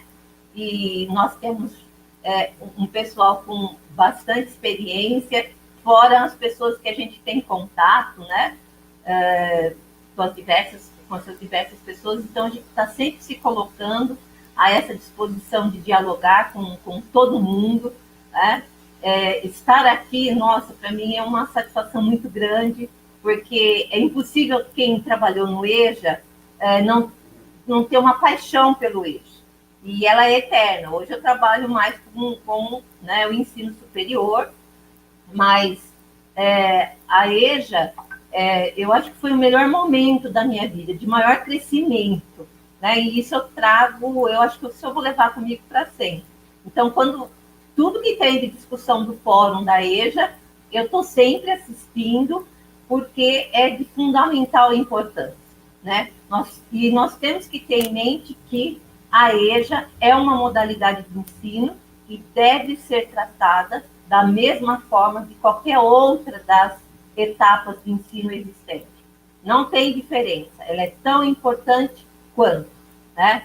Então, a gente se coloca aí à disposição para tudo que vocês precisarem. Para cidades que não têm conselho, a gente ajuda a montar conselho, a gente se coloca à disposição de tudo. E foi um prazer realmente estar com vocês nesse momento. Que bacana! Nós do Fórum de Educação de Jovens e Adultos, olha lá, do Estado de São Paulo, que agradecemos imensamente a participação de vocês, somos gratos porque nós agora temos um canal, de fato, aberto, que vai ser de muita importância para o fortalecimento da educação das pessoas jovens e adultas que tiveram seu direito negado, né, e que continuam enfrentando grandes desafios para chegarem às salas de aula. Somos imensamente agradecidos, agradecidas, pois a fala foi de muito fortalecimento. Porque, repetindo a frase que veio aqui para nós hoje, onde há homens e mulheres, há sempre o que fazer. E você que esteve conosco todo esse tempo tem essa responsabilidade. Somos homens e mulheres de luta. Agradecemos e quero dizer 2 recadinhos importantíssimos. Então, vamos lá. O primeiro recado é que nós já estamos em ação.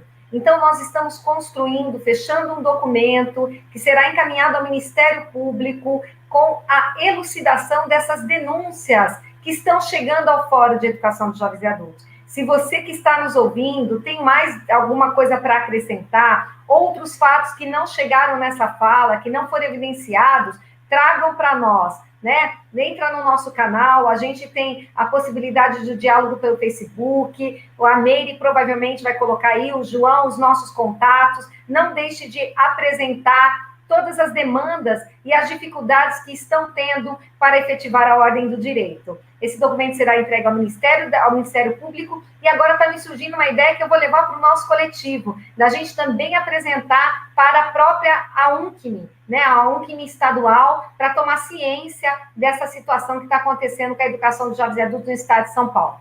Tá bom? Agora temos mais 2 informações, eu falei que eram 2, né? São 3 informações muito legais para nós. A primeira é que nós não somos sozinhos, nós fazemos parte de um grande coletivo nacional. É o coletivo nacional dos fóruns de EJA, de educação de jovens e adultos, que atuam em encontros nacionais, que é o ENEJA, e encontro estadual, regional de EJA.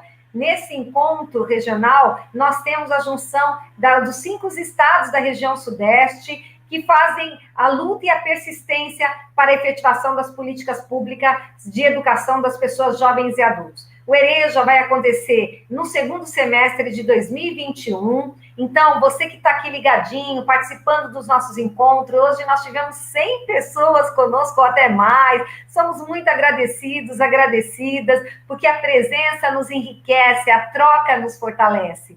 Então, essa possibilidade também se faz para ti, que está conosco, participando, o nosso fórum é aberto e os encontros também são abertos para que a gente possa ter possibilidade de participação e assim ampliar a discussão. Nós teremos o ano que vem, no primeiro semestre, Encontro Nacional de Educação de Jovens e Adultos. São encontros importantíssimos para colocarmos em pauta, para colocarmos na agenda a EJA, que é esse o lugar que ela precisa. A Agenda Nacional do Direito à Educação das Pessoas Jovens e Adultas.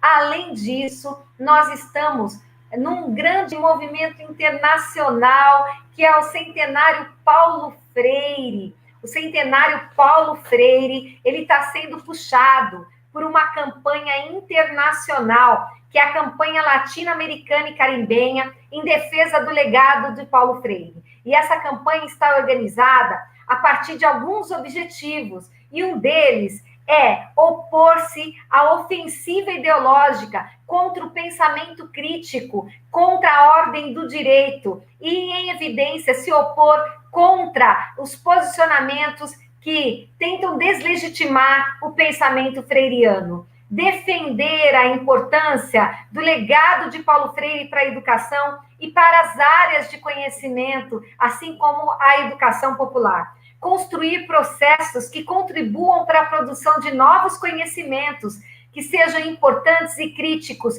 para pensar possibilidades de transformação social. Articular diferentes movimentos sociais e grupos para se manter resistente e construir uma campanha coletiva com participação e incidência política em pleito nacional e internacional. Nós, do Fórum EJA São Paulo, estamos nesse movimento. As nossas discussões vão trazer essas possibilidades de rever as obras de Paulo Freire, de pensar sobre o legado freiriano nas diferentes práticas. E você que participa conosco, que está aqui, que é educador, educadora de EJA, educanda, quer fazer parte da nossa pauta de discussão desse centenário, também acesse os nossos canais. Nós vamos soltar um questionário para que a gente possa democratizar as possibilidades de entrada nessa discussão, que você possa se apresentar como educadora que queira participar, que tem uma pauta de discussão dos pensamentos freirianos, que queira compartilhar, será aberto para que a gente possa nos formar, nos fortalecer e, enfim, resistir. Porque aonde há homens e mulheres, há sempre possibilidade do que fazer. João, como somos homens e mulheres de luta, de canto, de alegria, mesmo estando em tempos muito sérios, em que as vidas estão sendo interrompidas por responsabilidade pública, nós não deixamos nunca de soar o nosso canto, o canto da libertação. Então, vai contigo, João. Fecha esse encontro com chave de ouro, elucidando o canto da libertação, da luta e da resistência. Boa noite. E vamos terminar com uma música maravilhosa que o João vai nos presentear. Boa noite a todos e todas, educadores, população, comunidade, os educandos.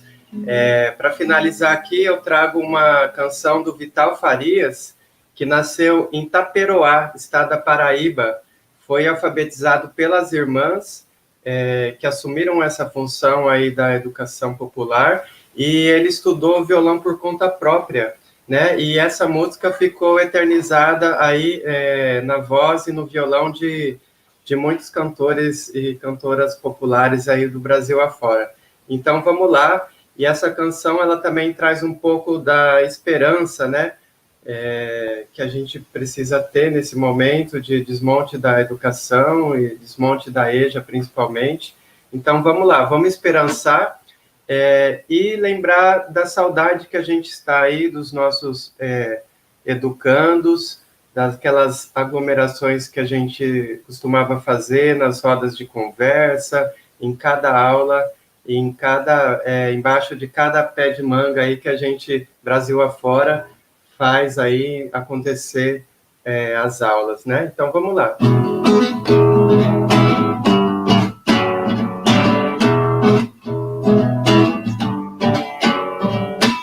Não se admire se um dia um beija-flor invadir a porta da sua casa e der um beijo e partir. Foi eu que mandei um beijo que é pra matar meu desejo.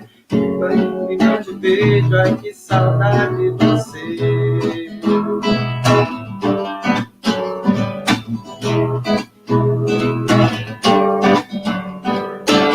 Se um dia você se lembrar, escreva uma carta pra mim. Bote logo no correio com frases dizendo assim: faz tempo que eu não te vejo, quero matar meu desejo. E manda um monte de beijo, ai que saudade sem fim.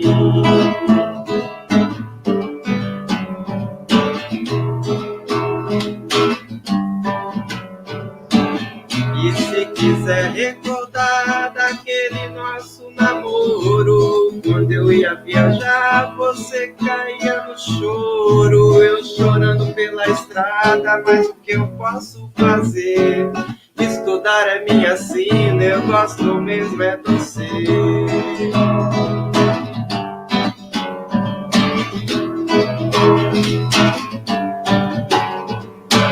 E se quiser recordar daquele nosso namoro, quando eu ia viajar, você caía no choro. Eu chorando pela estrada, mas o que eu posso fazer?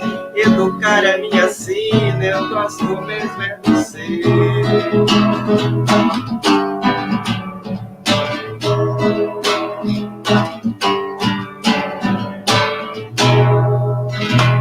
Como um beija-flor, a gente aí deixa um beijo para todos e todas. Um abraço aqui do interior paulista, de Marília. Um abraço e um cheiro para todos nós. Vamos com esperança. Muito obrigado. Vamos ler o mundo, escrever o mundo, juntos fazer a nossa história acontecer.